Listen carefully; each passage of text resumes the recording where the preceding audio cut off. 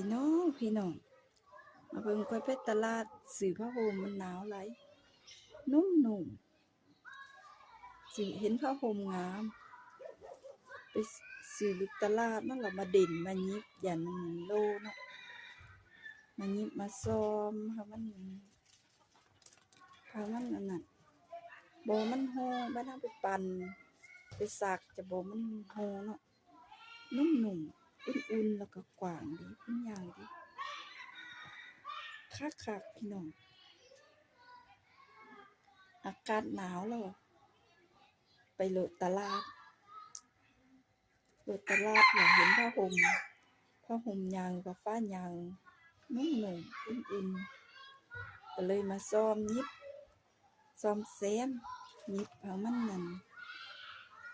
นบ่โลบ่อันนั้นนะบัดเฮาซักน่ะเนาะ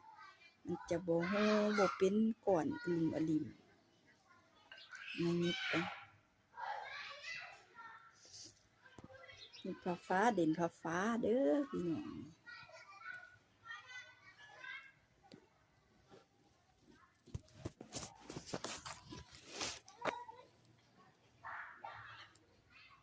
อากาศหนาวเย็น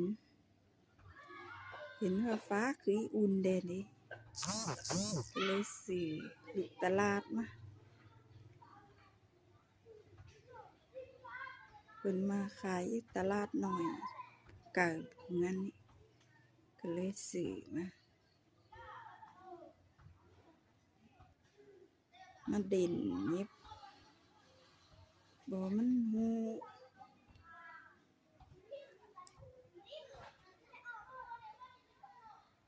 สีนี่พี่น้องว่างามบ่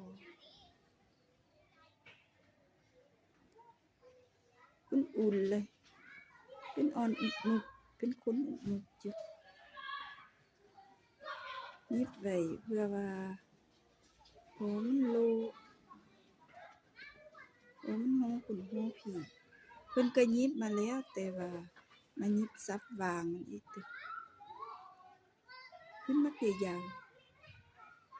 คนได้2 คน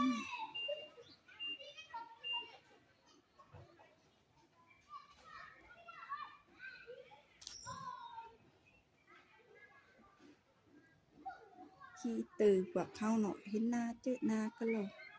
ก็อย่าลืมทักทายสบายดีกันเด้อให้กำลังใจซึ่งกันและกันเด้อพี่น้องเราจะได้จับมือสู้ไป